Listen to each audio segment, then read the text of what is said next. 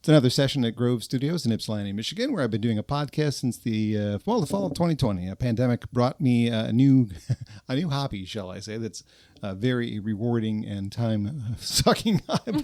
I love doing it, though. I love giving a chance for me to show people, musicians, that I think deserve more exposure. And it wouldn't be happening without the people at Grove Studios. Grove opened up their doors to me back in the fall of 2020 with an idea. And I was reluctant, but I'm so glad that I said yes. And if you are a musician, a podcaster, a DJ, somebody who needs to have a place to practice, their motto is get out of the garage, get into the studio. And that's just what we're doing today. And I'm very excited to bring somebody who, for my current job, is my favorite new discovery. I was not doing jazz radio up until a little over a year and a half ago. I got a job at WEMU in Ypsilanti just over 3 years ago, behind the scenes. And eventually they gave me a jazz program that focused on vocal jazz. It's the Great American Songbook meets the modern day songbook. And obviously the Ella Fitzgeralds and the Billie Holidays and Tony Bennett's of the world are the obvious choices for the early part of that equation. But finding newer singers interpreting these songs and people that are doing it well, that was the discovery part for me. So I somehow found, actually, I don't even remember. I don't even remember either. I was thinking the same thing. It's like, where did you come into my life? And oh my God, where have you been? That's the other way to put that. Olivia Van Goor is here on the podcast today, and she's brought her dear friend, Reuben Stump. Great to have you both in here. Thanks. Great Thanks to be here. for having us. My pleasure. The new album is called Waiting for Santa. It is behind me, and I will grab it. But you have the vinyl, which holds up really well on a camera. Right so the here. one camera is shooting all three of us. So that one. Awesome. That's the brand new record coming out on November 1st. And by the time this podcast hits video, it'll be available audio probably the same day, actually. Awesome. Maybe even a little bit before that. So Awesome. People can find that at your shows and online. Yes, and I have everything for sale on Bandcamp, CDs, vinyls, and a little bit of merch. Okay. I'm going to correct you. Vinyls is not a word, but we'll continue anyway. All the vinyls. Vinyls is not a word. I'm going to wrestle you to the ground. You say it again. I'm a Michigander. That's what we do, right?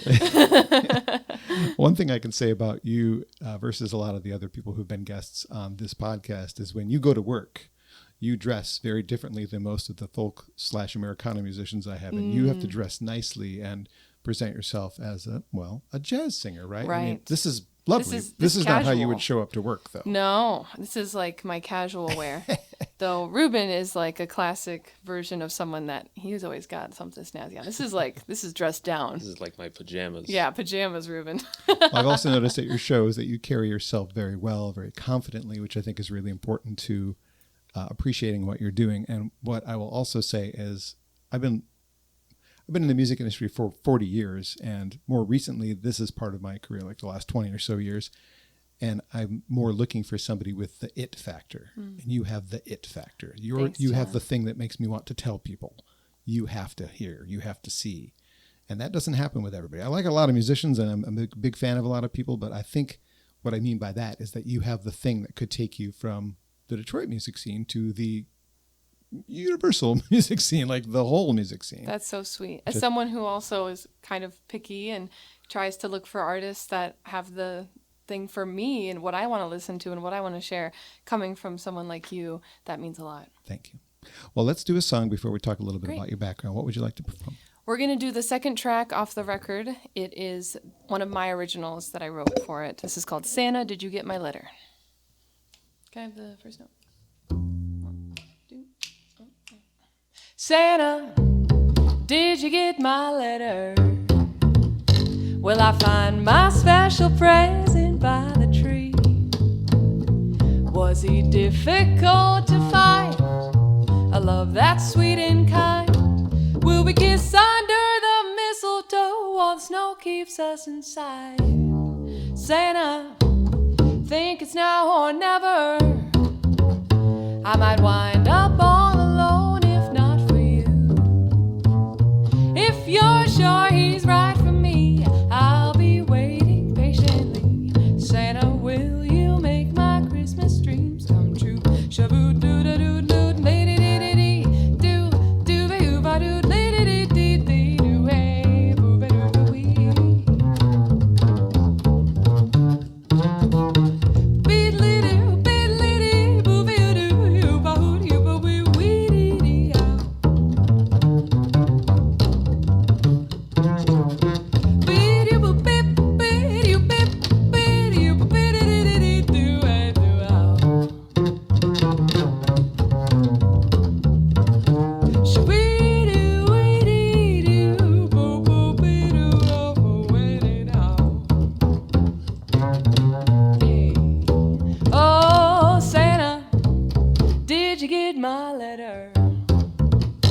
Will I find my special present by the tree? Was it difficult to find a love that's sweet and kind? Will we kiss under the mistletoe while the snow keeps us inside? Santa, think it's now or never. I might wind up all alone if not for you. If you're sure he's right for me, I'll be waiting patiently. Santa, will you make my Christmas dreams come true? Will you make my Christmas dreams come true? Boo boo boo, boo boo boo, boo boo wee. Olivia Van Goor on Acoustic Alternatives live at Grove Studios. One of the 7 originals of the 13 songs on Waiting for Santa, a new record that you're just putting out. And 7 original songs is more songs than you put in any of your previous releases. I know. So that's a big step. I slowly have been inching in that.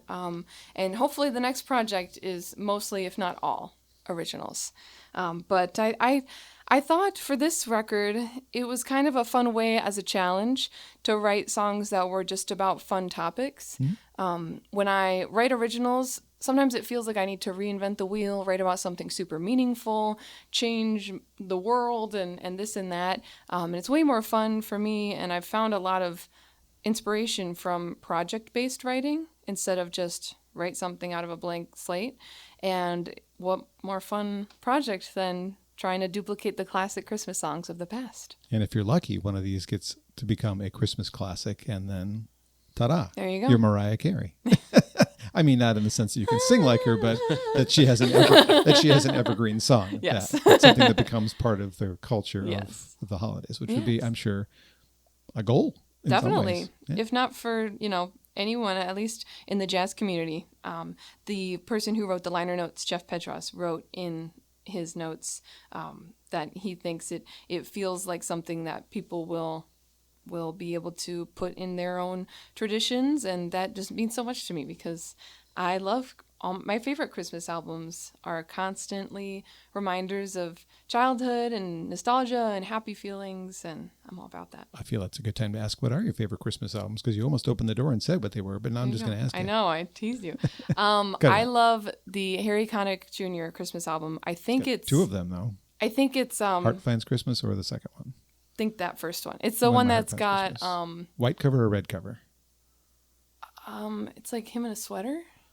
That's the first one. It's the one that's got the woke up Christmas morning. Pretty sure that's the first that one. Yeah, it's so good. Obviously the Ella Christmas albums, and also my parents had a lot of compilation Christmas records that I didn't know as a child weren't one record, but those specific, like it's almost like a collection, brings back a lot of nostalgia for me, and I love the pop ones too. So. Very good. Mm-hmm. Well, speaking of your parents, tell me about you growing up. Where did you grow up? You're not a Detroiter by nature. Nope. I grew up in Hudson, Ohio, I forgive you. In the Cuyahoga Valley National Park, and it's in between Akron and Cleveland, though I was born in Grand Rapids, Michigan, so I was a born Michigander. Yep. Yeah, you can stay here. Yep. That's what I always lead with. I'm totally kidding. And yeah, I didn't grow up listening to jazz, but I grew up playing music, playing piano, and my parents loved music. They just weren't, musicians themselves. My dad could play. He plays a little bit of guitar and can keep a beat and that stuff. My mom notoriously has struggles with musical skills. Saying it nicely. Yes. Because she might watch this or listen to this. Hi, Mom. But I got a lot of other stuff from her, not so much the musical skills and theory knowledge, but creativity, and we would make up a lot of songs together, even if they were a little bit pitchy. We would make up some stuff in the car and do that sort of thing. It was more the principles that were installed in me at an early age, then I applied it to this music that I matured into later in life. So only child? Kinda. Oh, I have half siblings, sorry. but I grew up just me. Okay. Yeah. What kind of things, when you weren't doing music, were your hobbies? Did you have fun things that you liked that weren't singing? I love books. Okay. I was a big book girl. I loved, I was joking with my parents because, so I independently printed the CDs and the vinyl, and all the other stuff, all my own. And I get a big kick out of the business part of things. And as a kid, I liked to pretend make a business. So when I was a kid, I would do the OVG store, and I would set up in my house or outside, and that would be like a lemonade stand situation. But in my house, I would try to make goods that I knew my parents would like. And they'll like that I'm sharing this part. But one of the things I knew that they liked were scratch-off lotto tickets. So I made my own, and I would print off a piece of paper, write, on it like you won or like you didn't win, and then I would put another piece of paper over it and tape it lightly so that it could be peeled off. And then I would, make a couple of them winners, and then I would sell them for like a penny each, and they could cash it in, and the OVG store came to life. I mean, that was me when I was like 7 or 8. That's great. And it grew. I did it with friends. I loved being a small business owner. I don't know why this struck me while I was preparing for this interview, but anybody that I know or have encountered, that even whether I know them or not, with the Van in their name. Mm-hmm. Dutch. Yes, it's Dutch, but like everyone goes by the initials: BVA, Brian Van Der Ark, Van Halen, VH, OVG. I mean, just in my head, like anything with that V always becomes an abbreviated. Right. And I don't know. I mean, my dad was always BVG, Bob Van Goor. Mm. And then my mom is also OVG. Her name's Ophelia. Hey, Ophelia. And I know. It's got a nice ring to it.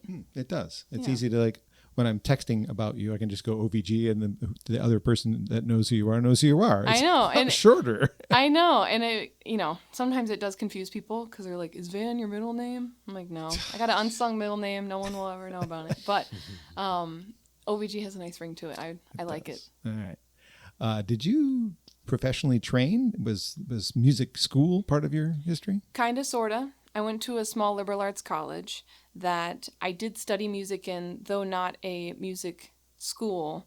I was able to learn from some really great voice teachers, not jazz focused, but they taught me a lot of classical technique, though I didn't study it seriously until sophomore, junior year.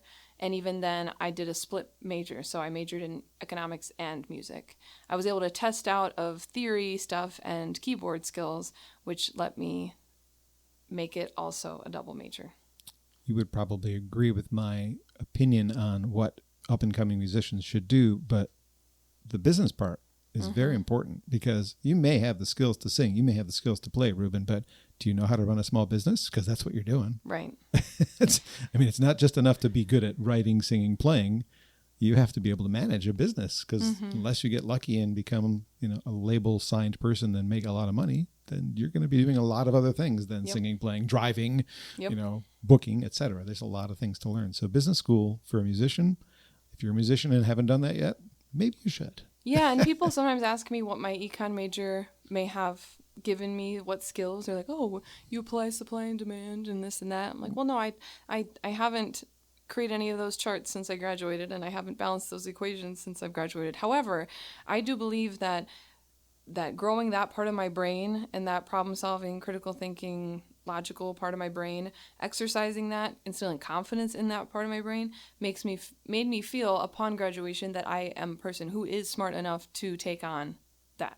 Yes. Instead of feeling like, oh, I've just been doing the creative stuff. How am I supposed to be able to take this on? I think it's half confidence, because I definitely was faking it till I was making it. Well, you do a lot of things. Vocalist, arranger. I've seen you play guitar. Apparently you play piano. Have I seen you do that? I don't know. What else do you do? What other of these musical things am I missing? Well, which is your favorite of those? Yeah. Well, and I would say that a big misconception when I say I'm a full-time singer is that every gig that I'm doing is a show. And that's not true. I do a lot of private gigs, and I'm managing different kinds of gigs and events, weddings, corporate parties, doing all that kind of work, which I'm lucky enough that the music that I love, jazz, has reached into the commercialization and the whole thing of background music being classy. If it's jazz, I'm able to sell something and do a gig and still get in a little bit of practice. But it's definitely different from the shows. Yeah. And that takes up a good amount of my stuff. So being a booking person, manager, reaching out and doing all that stuff, the amount of time I spend on a keyboard or a computer keyboard. Different kind of keyboard. Yeah, is a lot. So piano and guitar, are those the only two things you play? Yes. Though I did play trumpet for 2 years as a child. Okay.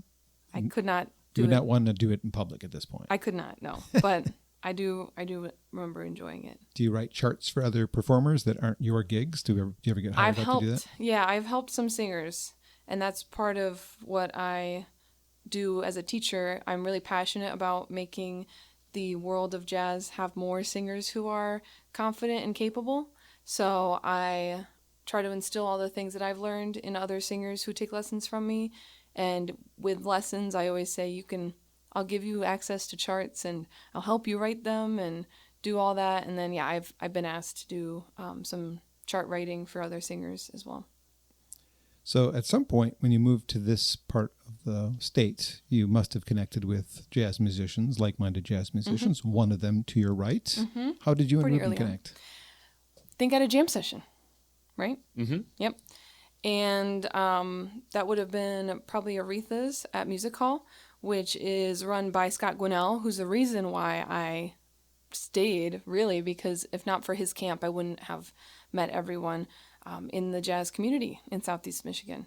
The Metro Detroit Summer Jazz Camp happens every year for a week, and I found it from Google searching online after my parents moved back to Michigan while I was in college. And then I just set out to meet everyone and anyone, Reuben being one of those people. Reuben, where is your home base? My home base is in Lansing, Michigan. Oh, you're all the way from Lansing here in Ypsilanti today. Yes. Good long drive for you. Thanks for coming. When did you start playing bass? I started playing bass about 10 years ago when I was in high school. I came up playing in the band program. I was a flute player. That has nothing Reuben comes from a very musical family. Yeah, that looks nothing like a flute. It's much bigger. It's harder to bring into a gig. I did a complete 180. Yeah. Could you have picked a bigger instrument? Tuba, I guess. Why not? Right.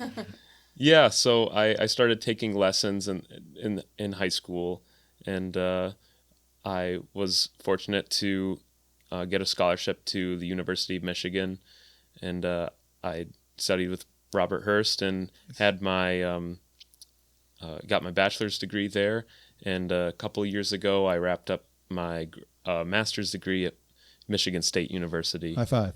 Congratulations. Across the room, because we're apart. People can't see that on the audio version of the podcast, but we just air high-fived. It was really cool. You should watch the video. No. Who is your bass hero? Do you have like a jazz? Was jazz your main focus? Always? Yes. Okay. Yep. Jazz bass. Yeah. Well, I that's really tough to tell. It could be more than one person. Yes, okay. I have many musical heroes. Not even just also beyond bass players. But some of my top bass players would be Oscar Pettiford, Ray Brown, and of course Robert Hurst and Rodney Whitaker. You should try to model your career after Christian McBride, because how many records is he on? Right. Oh my gosh! What a resume. He too. Yep. Yeah. Mm-hmm. Jeez, oh Pete. I mean, the folk equivalent and pop equivalent, I guess, is why am I drawing a blank on his name? Long white beard guy, played with James Taylor, played with Phil Collins. I've been in a room with him at one point. Oh my gosh, my brain doesn't work today. Leland Sklar. Thank you very much. Yes. Nice. Like, you look at his resume, like, you've done everybody. Mm-hmm. Right. I can't believe. So a bass is actually a good instrument to pick because you get to do a lot of things. Oh yes, and bassists are always needed. Correct. Right. Well, thank you for joining us today. And why don't you play something on the bass and have this lovely lady sing? What will the next song be? Let's do holiday traditions. Okay. So this is the one that Reuben and I wrote together. The tradition that we're speaking of, and actually Reuben sings on it too, is the tradition as a working musician on the holidays not being able to participate in any holidays. That is the tradition. Every year. I look forward to it. How about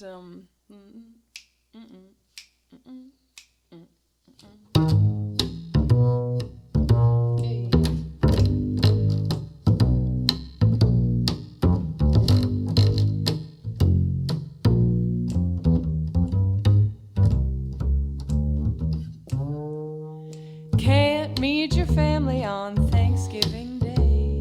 No cranberry sauce, no Cabernet. Oh no. I gotta get paid, you dig. I gotta make the gig. Won't hang a star knocking or sit by the fire. Christmas songs are what people desire. Ho ho. If Santa could bring some bread, I would be home in bed. You don't understand, I've got a plan to work on every holiday. Maybe some year you'd be my dear. Till then, I'll see you on Monday. No chance of ringing the year with a kiss. New Year's Eve is a job I can't miss. Uh-oh. I have a tradition too. This Some musicians do. every year. Beep, beep, ba-dee, ba-dee, boom, ba-dee. Hey. Beep, boop, beep, ba-dee, do-dee, boop, beep, ba-dee, ba-dee, ba-dee, do. Boo, boo, boo, wee, dee, dee, dee, dee, dee, dee, doo, wee, dee, ah, boo, boo, boo, wee, dee, ah. Boop, beep, beep, boop, boop, boop, boop, boop, do, boop, boop. Wee, boo, wee, wee.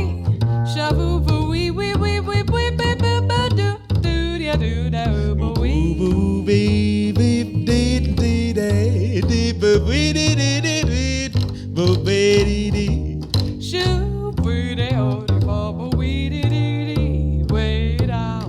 Ba-doo, ba-doo, dee, dee, Wee, dee, dee. doo, bop, wee. Hey, oh, ba, doo, doo, doo, da, dee, doo, wee.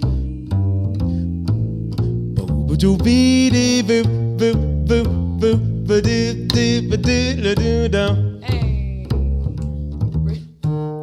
You don't understand. I've got a plan to work on every holiday. Maybe some year you'd be my dear. Till then, I'll see you on Monday. No chance of ringing a year with a kiss. New Year's Eve is a job I can't miss. Uh-oh. I Have a tradition too. This is what musicians do every year. New music from Olivia Van Goor and her new record, which is called Waiting for Santa, holding it up to one of the cameras. I'm not sure which one can see it. If you're listening, you can't see it at all. It's one of the originals that is on It's this really record. cute, though. It's very cute. It's got my cute dog on it. It does. What's the dog's name? Murphy. Hey, Murphy. What's happening to Murph? I love dogs. That is one that is holiday traditions, a musician's future favorite song, because they can relate to it more than those of us who don't necessarily have to work on holidays. In fact, as a mobile disc jockey, I always turn down the holidays. I know it's extra money, but I'm like, nope, not worth it. Thanks, though. I need my day off. But Maybe you guys, someday. yeah, you guys have to take the gigs that come, so you get what you get, right? Totally. We're at Grove Studios in Ypsilanti, the home of the podcast for 5+ years. GroveStudios.space is the website if you want to see the various rooms that are available to have your practice in, or like me, do a podcast in. If you watch older podcasts from 4 years ago, even, you'll see me in a different room down the hall where a podcast studio used to set up. That is now a practice space. In between, there is a room, I think that's where the DJ room is now, so you can bring your DJ skills in here and mix and do as loud as you want, and no one in the apartment complex over there is going to hear you, and no one in the tow truck company over there is going to hear you. Get out of the garage, get into the studio is their motto. So it's a great place to make noise. And I showed you guys 2 of the rooms, but there are more. So if you need a small space to practice and you want to do it at 3 a.m, guess what? 24/7 operation, keypad, whenever you want. It's a cool place. Awesome. We're grateful to Grove for their participation in the evolution of acoustic alternatives, without question. So Olivia has, at this time now, I'm holding 4 different CDs. One of them is hard to find, but we start with the first one back in 2021. Yes. Little EP called When the Shadows Fall. Tell me about making this real quick. First recording, learned a lot. There's a lot I could say about it. I almost brought you candy because of Hershey Bar. Yeah. So the only original aspect of it, other than the arrangements, is the lyrics on Hershey Bar. But even that was a old song that I found, and You it wrote it? was You the wrote lyrics. yeah. But yeah, it was an experiment on how to do this, and also having something that I could share with people, with venues, to legitimize myself as an artist, and also start to dip my toe into who I am from an artistic point of view. So it had a lot of goals and a lot of things that I learned from it.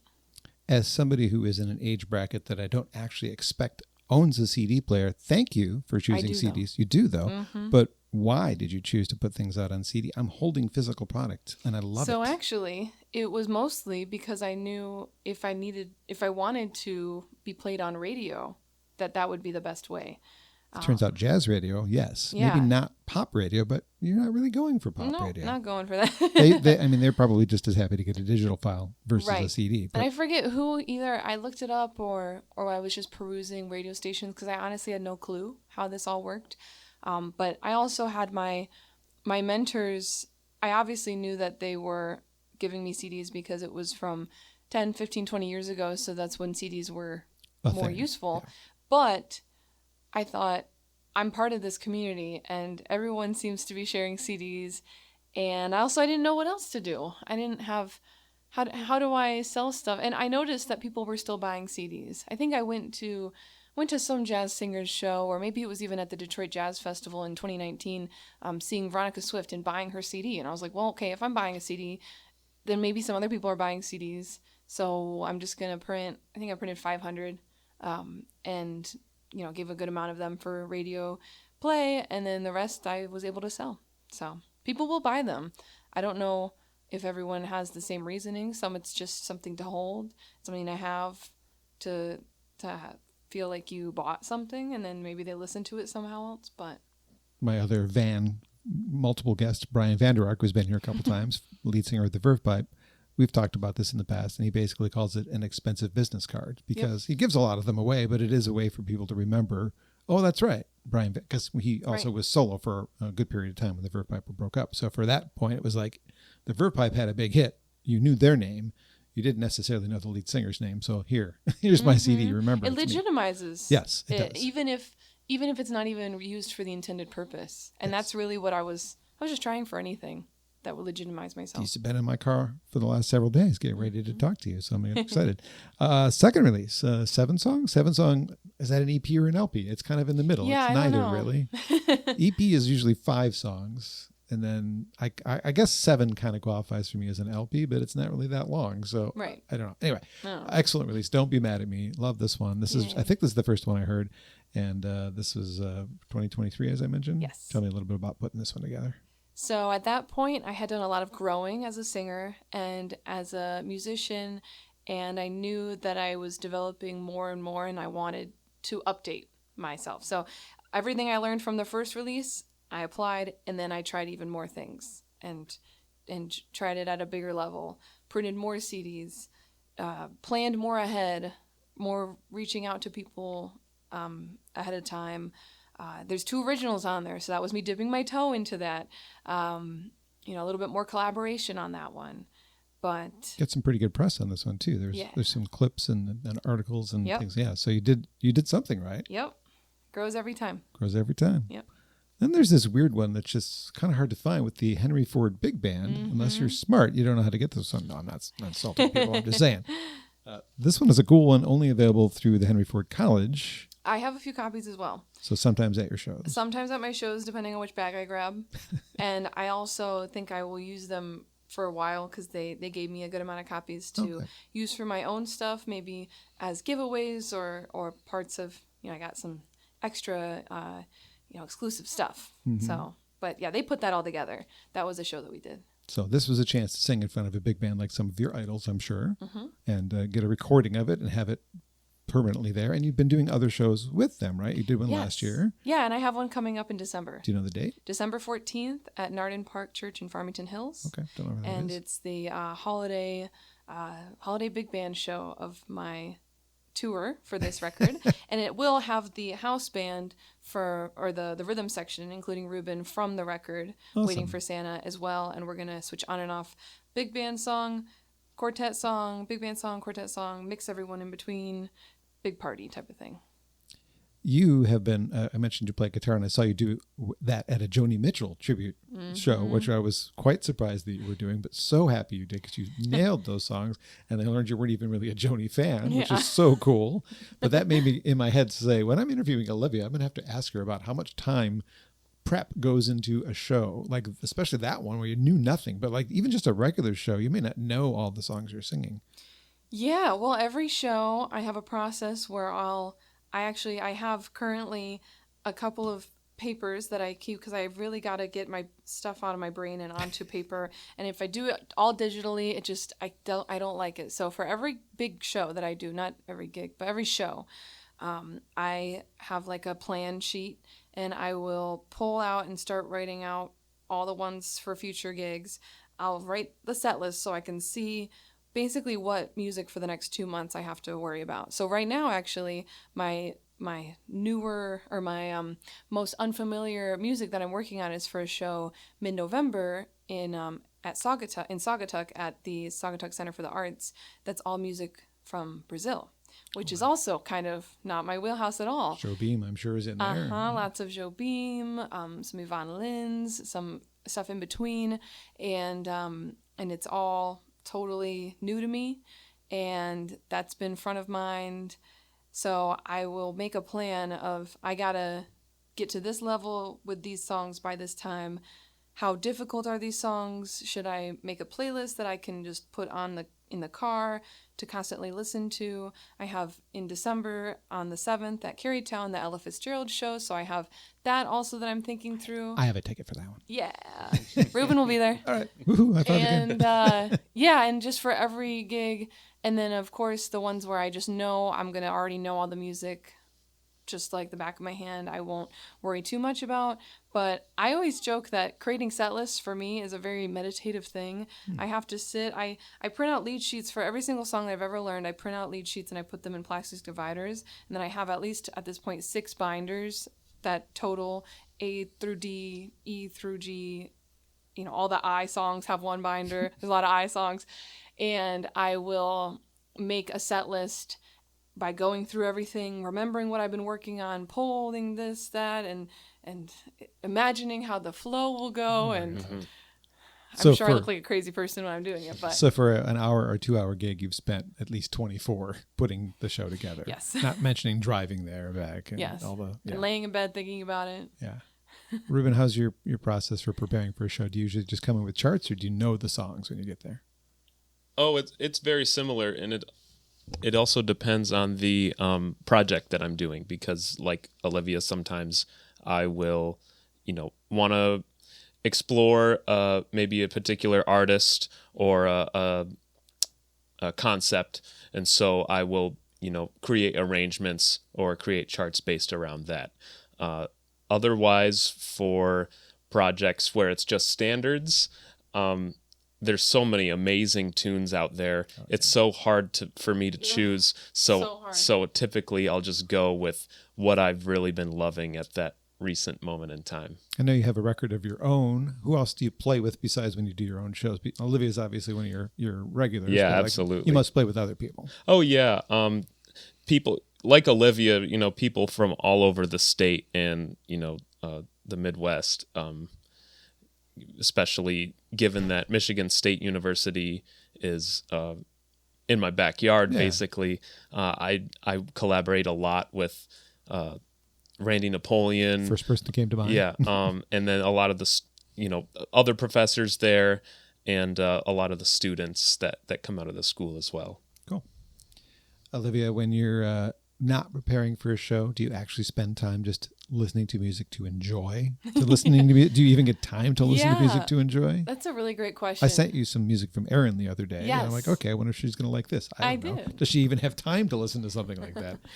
I always have time. I'm working on making sure that I don't let myself get too burnt out before I get burnt out. Oh. I have recently made myself aware of the warning signs of being burnt out from listening to music. And when that happens... That happens?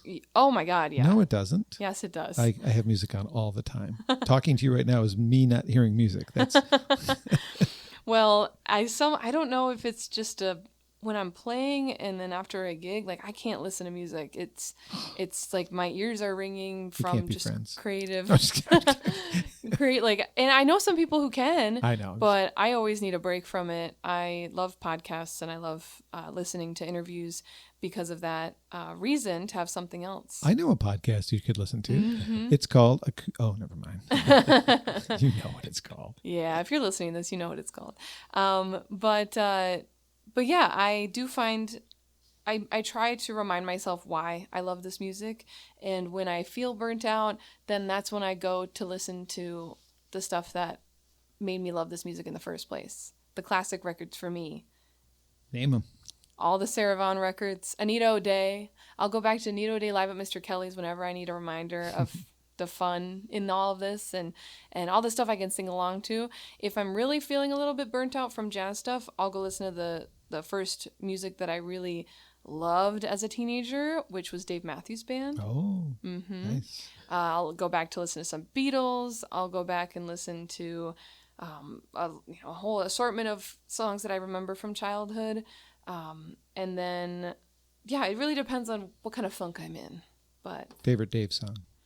Ooh. It's easy for me. It's Ants Marching. For me, it's just think, dum, and then crash. I would say... So my favorite album is oh my gosh, why can't you put me on the spot? Boo. You put me on the spot. Why can't I think of what it's called? Early or late? It's the one that has the coffee ring stains on Under it. the Table and Dreaming? No, that's no. Oh, yeah. That's the circus thing. Crash. No, it's got Crush on it. It's got Yeah, that one. You scared it out of me. Boo. Okay. Yeah. Favorite Beatles song? That's Ooh. too hard. Well, favorite Beatles album, Revolver. Okay, Revolver, Rubber Soul. I'm torn in between the two, so that's my favorite era of the Beatles. Oh my gosh, why can't I think of the...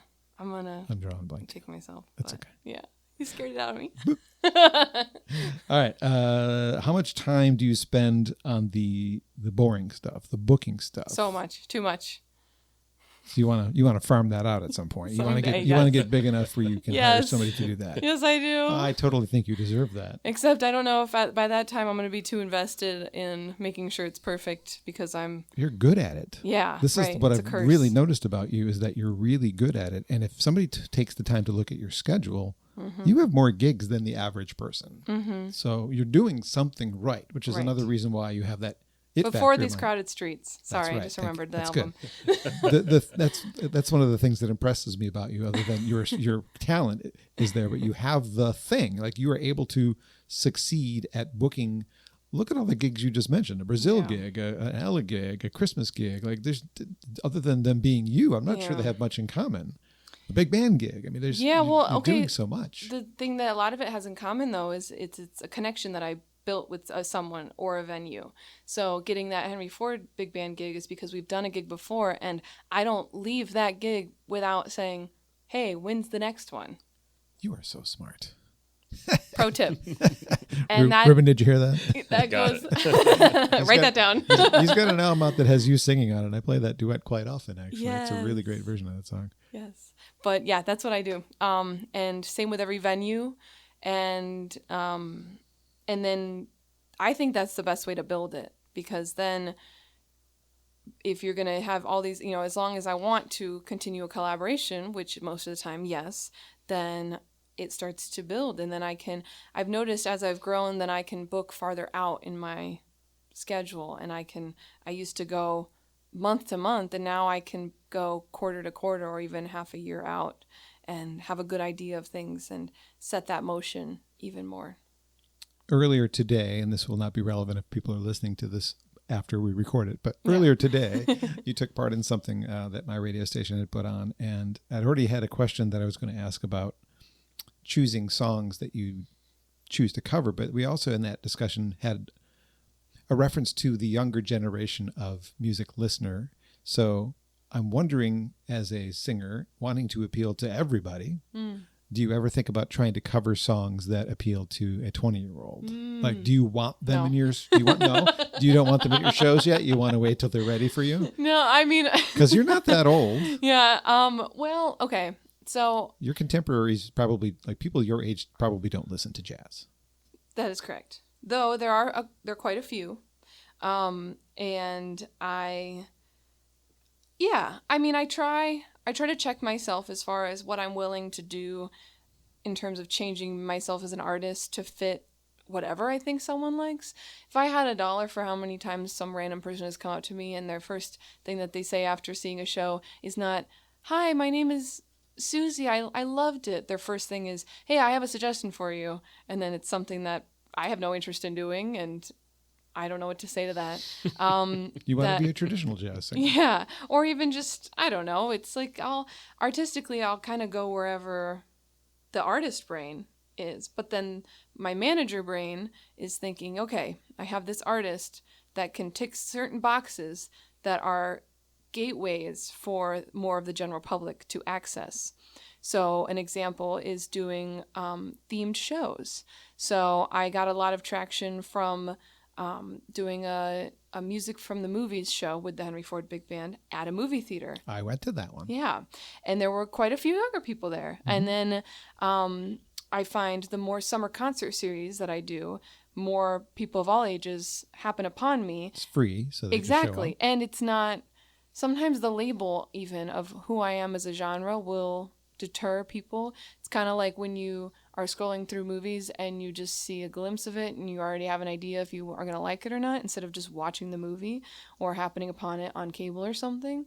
I find getting people to walk by and they're like, "Oh, Over the Rainbow, I love that song." And then I trick them into listening to, surely about, you know, exactly. You guys see what I'm doing. I do see what you're doing. That's awesome. And I just thought about all a trick. What you're just saying about playing like the outdoor festival type things, not festivals, but municipalities, is as much as you and I love shows at the Blue Llama, it's a barrier to entry for people discovering you. You are going there specifically to see you, and you're paying a premium to do so. If you're not going to discover Olivia at the Blue Llama unless you're looking for a really nice night out. Yes. But if you're hanging out with your family in the summer and you're like, "Oh, this sounds good, I'm going to sit and watch it," then they can fall in love with you and maybe follow you, buy a CD and try and find a CD player to put it in, and then way more accessible and way more inviting for people. For sure. Where was my next question? It's hard to see. My thing is too low. It was, I guess we were kind of in that write songs to cover thing. I was thinking about another artist that I discovered around the same time as you when I started doing my show, that I put you in a category with only because you're probably about the same age. April Varner, who's really good as well. If you were both playing on the same night, I would go see you. I really love her. But she did something recently that I thought, oh, that would be a really cool opportunity for Olivia. Do you know that she toured with Scott Bradley's Postmodern Jukebox on the recent tour? That. And actually quite a few modern jazz vocalists have kind of gone in and out of that. And that's a spot that takes those current songs. It's another example. Yes. I mean, people will go... Now we'll probably go to her shows. I hope for her, because she's great. Yeah, exactly.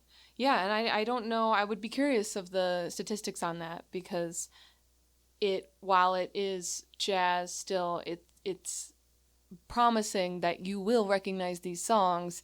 I don't know how much that translates to, we'll call just the general public who've never heard jazz stuff. But I mean, I think that's great. I think artists like Loive, who cover Misty and bring back these songs, I think that's great. And she writes in a new jazz style. Like her stuff is, a lot of it's original too, and it's this unique sounding. Yeah, kind of movie-esque, Disney-esque, like singer-songwriter kind of the Golden Hollywood composers vibe. She's intriguing. I happened to be at a recording of Wait, Wait, Don't Tell Me, and she was the guest via video, and she was just really really fun to listen to. So. Interesting. So people like that, I love that. Yeah. I'm happy about that. Olivia Van Goor is my guest today on Acoustic Alternatives at Grove Studios. The latest record is Waiting for Santa. I've been waiting for a third song. What are we doing third? All right, we're going to do another original. Okay. This is the one that I wrote with the pianist Mike Harrison, and we have fun being silly a lot.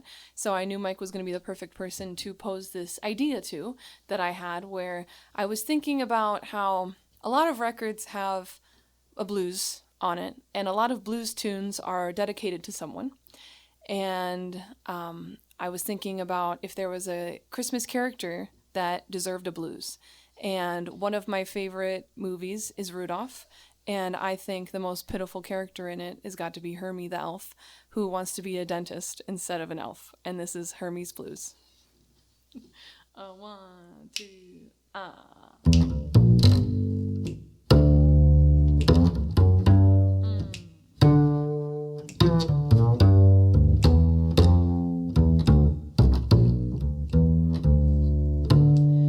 Why do other elves like making toys so much?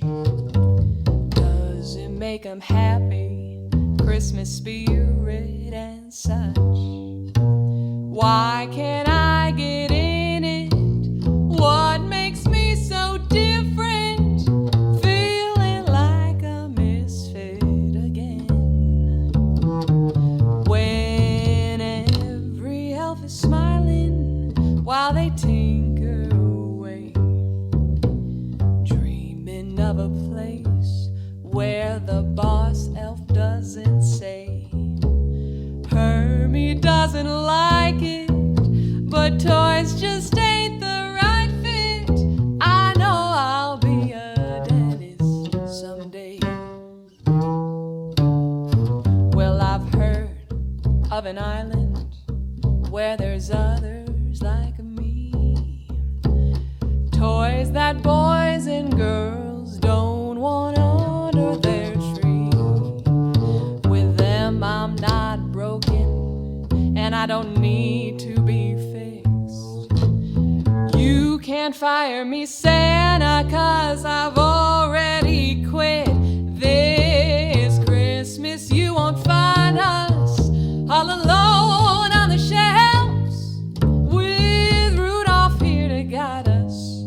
We can all be ourselves. My cold, cold heart is thawing. I think I found my calling.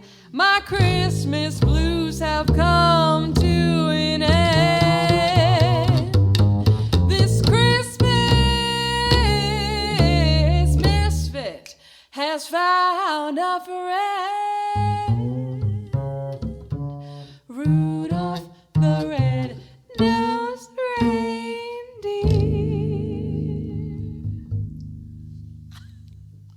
The masterful bass playing of Reuben Stump, the beautiful vocals of Olivia Van Goor on Acoustic Alternatives. Hermie's Blues, if I had to pick a favorite of the originals on this record, that is the one. And actually, this is something I do when I listen to a record. I just put it in and I don't look, right? I don't look at this first. I listen first. And I didn't know you wrote that one. Like, it felt like it was from the past. And I was convinced that it was. I forgot what movie was that in? Like, Yeah. That doesn't. Then Olivia wrote that. So great. I love that. The version of One Foot in Front of the Other also. I think that's my other favorite on here. That's such a great interpretation of that. Thank a classic. you.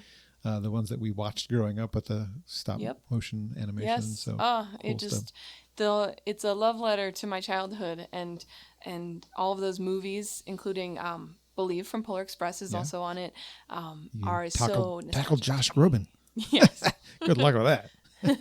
Pretty amazing vocal. Sorry, didn't mean to interrupt. Oh, all good. Thanks. Why a Christmas album now? I had an idea for a different project that kind of fell through, and I felt the itch to start working on something The sweater? For 2025. And I just thought, you know what? I don't want to put too much pressure on myself to write a whole bunch of stuff. What if I do a Christmas album and I write a couple things? I actually only had an idea to write 2 songs, just like my other album. And then I just kept coming with ideas. And that was in January of 2025 of this year. And we recorded in March and April. The main band was in April, I think. But Believe was recorded in March. And at those 3 months, I just kept coming up with ideas and meeting with Reuben about holiday traditions, meeting with Mike, working with Ellie Martin on a song, and then writing a couple of my own and writing lyrics to Shiny Stockings. Everything started to come together in a really nice way. And yeah, I just had to, once I started getting the idea and it really made sense, I just wanted to go for it. How hard is it to write a Christmas song, though? Because it's very specific. Or maybe it's easier because it's a very specific box, right? I think it's easier. I think you have to start with a concept. The hardest thing is coming up with a take that isn't already already done. Already done. Exactly. Yeah. So you'll notice, I think other than Santa, Did You Get My Letter? And I guess Shiny Stockings, because it's a little flirty of a song, but the other ones aren't very like romantic. It's a lot of just Christmassy, wintry things to sing about, which is a little bit easier to simplify. And from the radio programmer's perspective, which I can also take, not just the guy talking to you about your record perspective, I can look at this record and go, well, it's October, November. I'm not ready to play Waiting for Santa or Silver Bells or Santa, Did You Get My Letter? But there's always tomorrow. That isn't all that specific to Christmas. And Hermes Blues, I mean, unless you're paying attention specifically to the lyrics, you really don't have to feel like it's Santa's mentioned, but it's like holiday traditions, mentions Thanksgiving. Right. So, I mean, it does have some things that fit for those stations like ours that don't really start playing Christmas music until December. If I played it before Thanksgiving, people probably punch me in the face. I don't want that. So. Yeah, and I was really inspired as well by, I forgot this album when you asked me about Christmas albums, the June Christie album. I'm blanking on the name, but it's got that song, The Merriest, on it that I really love. Mm-hmm. Oh, it's called This Time of Year, or This One, not Wonderful Time of Year, that's a song. But yeah, something about this time of year. And it's a very generic, wintry album. It's not in your face. It's this time of year. And there's Christmas. No jingle bells on the album either, which was on purpose. Silver bells, but not jingle bells. No, but but no like bells playing. Right.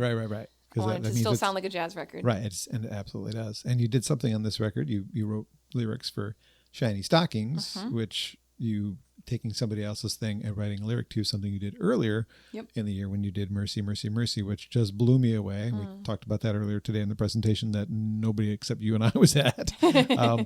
But to me, that was going to be, and still should be, a door opener for you and the rest of the country, right? So that version should be at some point taken. And when we were talking about your records, I actually intended to ask you about all of these singles that you've left off of albums. Are you planning on putting out like a singles compilation of things that aren't on records? Because, I mean, you've already gone to the trouble of putting out 4 physical products. Right. But then you have this, I've made a collection of them so I can have them all in one spot to play them on the radio. But they aren't physically collected on a... I know. I have an idea of 2 of the singles are recorded in Akron, Close to You and Human Nature. We're both in Akron at a particular studio, and I always thought, if I do more singles there, maybe I would make a compilation album from that. But the other ones kind of seem a little bit, they all kind of stand alone in a way of I want it to all tell one story. If you just called it singles collection, no one would go, this doesn't tell the story. Yeah, well. They might go, I love all these songs. I wish they were collected somewhere. I mean, that's what I'm saying, but I mean, I'm just one of your fans, right? I guess I haven't, you're the first person who's asked for that. Well, okay. I'll tell some other people to ask that. Anybody listening, will you please send emails to Olivia Van Goor? It just seems like a logical step when you've got that many really cool songs that you've recorded that just aren't anywhere. They just live out like any artist who puts out just a single. I forget it's there until I have to put it on something, or playlists. People do that too. But I think to me, I don't know where they'll go, but it was a way for me to release music without having to go through the whole ordeal of making a whole album and printing things and honestly the amount of money. I didn't crowdsource my records, so it's a direct from my savings into a project, and then I wait until the last, like the first record, When the Shadows Fall, that's all sold out, and then the next one it's like half sold out. So my hope is to make this a little cycle of investment, growth. And then the singles are kind of I don't want to wait until a project comes along, but I want to put it out there because I think people would like it, and that's it. You're working this one at radio. Did you work any of the singles to radio? That's an expense, I know. Yeah, no, I didn't. I mean, you want people to hear them. Right. I know it's a money thing. Jazz is not like you're going to make thousands of millions of dollars. I don't know. There's a few people who do, but it's not our local scene. It's just not how it works. I would love it if that was the case. Like I said, you've got the it factor. You've got the thing that I think people need to hear. So hopefully there's some plan at some point in the future when your audience grows like I think it should grow. Totally. Maybe. All right, let's see. What else do I want to talk about? You have been starting to introduce me to some artists along the way. Katie George was one that I think I learned about because of you. You got to do a gig with her. Yep. You brought her to America for us. Is that, are you going to bring her in again? Because I was stupid. It did not go to that show. I was like a few months behind. Oh, man, it was so fun. I mean, I would love to do something with her again. She's busy promoting her Katie George with Strings It's record. not out in America. It's only out in Canada, I think. Yeah, but she's been touring all over America. Oh, okay. In the last couple weeks. I think she's actually in, I saw online, I think she's either in the Northeast or the Northwest. I can't remember right now. But yeah, I mean, that would be great. I love the fact that while there's some venues in Michigan, obviously, that people come to, it's also a stop that isn't already on people's radar, where I have some ideas of bringing some people. If I have contact with them, I think I have the skills to produce a show. I can make it happen. The whole reason why the Katie show happened in that specific, it was in a church in Grosse Pointe, was that all the venues either said no or they were already booked. And I was like, there's no way I'm going to say no to her asking to do a show. So then I produced it myself, and it was really good practice. So then the next time someone is making their way through town, or I see they have a gig in Ohio, maybe they'll want to do something in Michigan together. And yeah, it was so fun. She's an example. Tiffany Gridiron, I learned about because of you. Ah, yes. You just introduced me to yet another artist who, this is not necessarily going to be out before Saturday in video form, but she's playing at the Arc, Danielle Wirtz, who I'm looking forward to hearing more of her music. So maybe with that presenting a show, you do a showcase, like right? Olivia Gore and her favorite friends, or something like that. Like it's a way to present some of these artists who maybe that gets a bigger venue involved, because you've got a variety of fan bases to tap into. I'd like to see something like that. I would love that. Yeah, an idea. It's a great idea. Non-jazz favorites that you sing in jazz style, are there any? Like things that you've turned into jazz songs? I guess kind of like the Scott Bradley Postmodern Jukebox does, but not necessarily that. I always joke, like, whenever I say, oh, I'm doing a modern song, it's still like a 50-year-old song. So, my one of the songs that's a single that I recorded just because it was an arrangement that everyone loved on live shows was Close to You. Mm-hmm. Human Nature, too. Human Nature as well. And, yeah, not really. No. Well, that could be the answer. There's no is an answer for sure. Trying to think. You have some non-performing jobs too, though. Things that you do that are not your performance. You've got on your resume now voice lessons, which is musically related. Yep. By the way, can anybody sing? Because I'm pretty sure I can sing, but nobody wants to hear it. Can you make somebody who doesn't sound good sound good? Only if they're willing. Okay. I have recorded myself singing to see how bad it is, and it would be embarrassingly bad. Part of a choir, it's fine, because I just blend in with the other basses. Like Reuben and I could sit next to each other. I would just steal his notes because he can sing. But, no one would want to hear a solo from John Bommarito. I have a whole soapbox that I can hop on if you would like me to about the, I'll call it like the American Idol theory, that it ruined everyone's confidence in singing because they feel like it's all critique, and how we don't, unless you're in church or in a choir, you just don't have practice singing. We don't grow up singing. We grow up, actually, like a fun vocal thing to think about is how a lot of singing is projecting in the front of your face and creating a buzz. That's what the singing that feels really good is. The singing that doesn't feel really good is the tight throat, like squeezing kind of singing. But creating resonance in the front of your face is something that we did immediately when we were born. Because if you think about how long can a baby cry, it's a long time.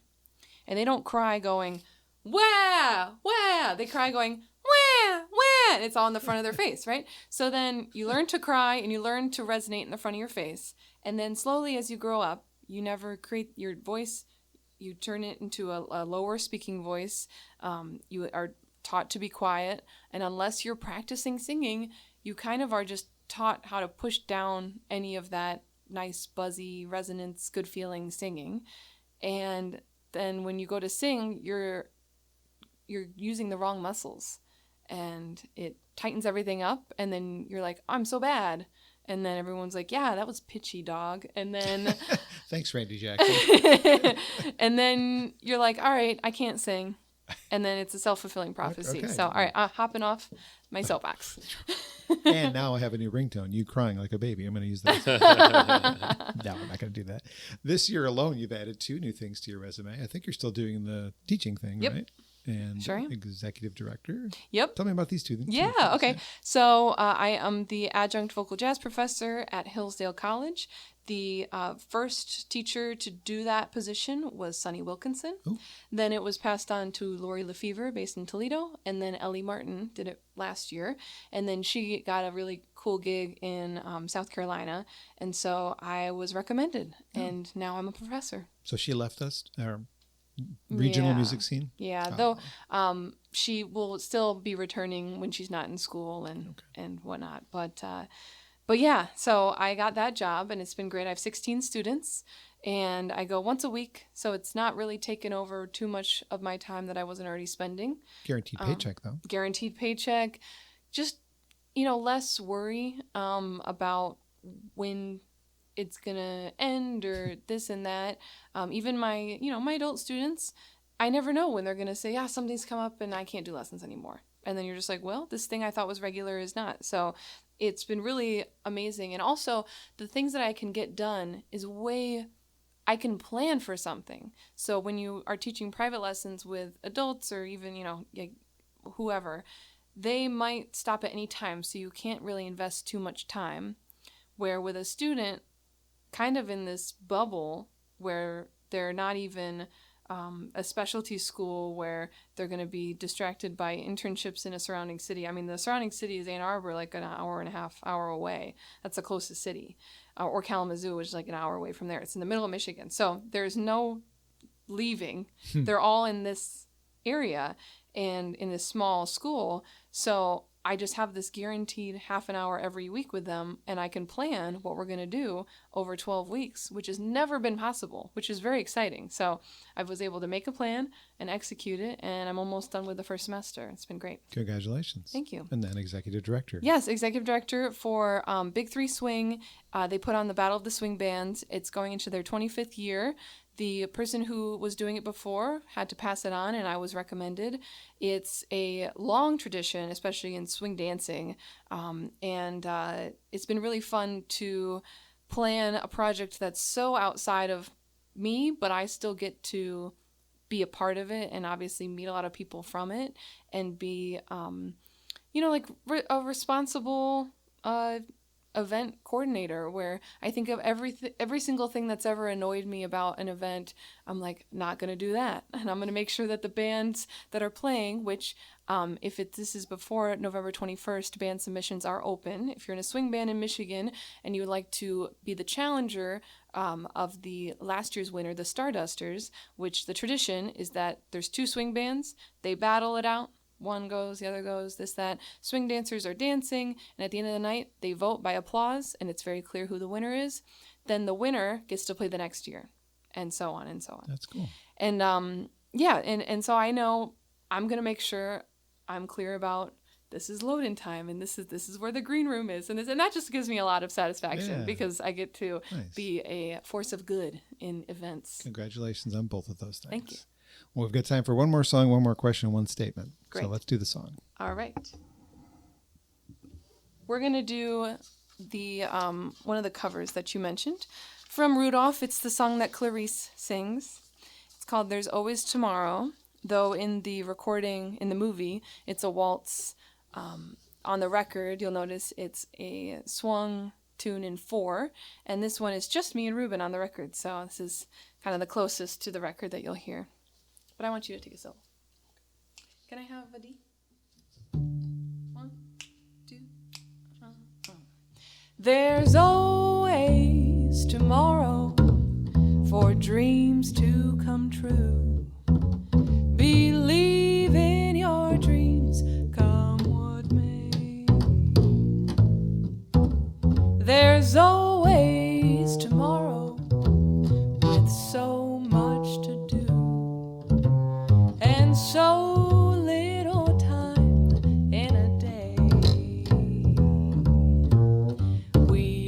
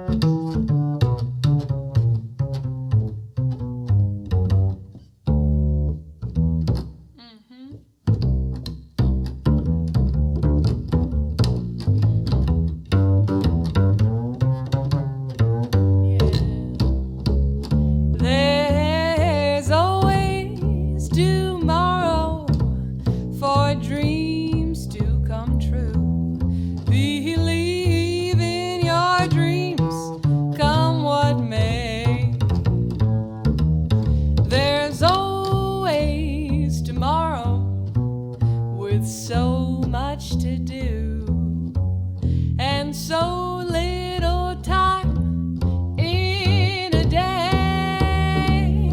We all pretend that the rainbow has an end, and you'll be there, my friend, someday. There's always tomorrow for dreams to come true. Tomorrow is not far away. No, tomorrow, oh, tomorrow, tomorrow is not far away.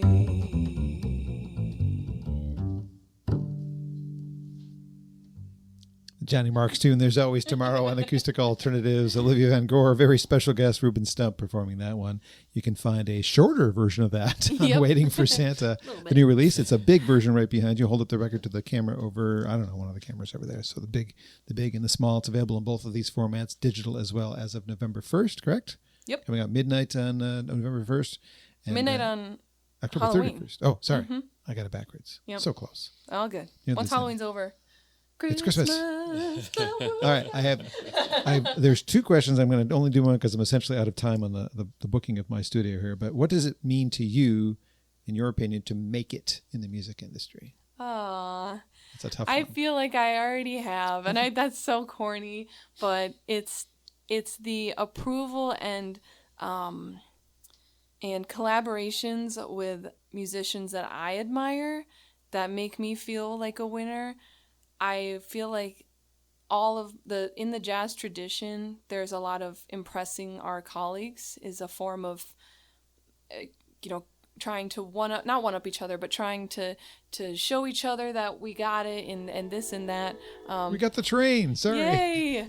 Believe in what your heart is saying. But anyways, I feel like I especially love the jazz community because it really is all about the music. So even if I don't get a certain venue that calls me back, doesn't call me back, or I've applied for a lot of competitions and never been able to compete, or never gotten to the next stage.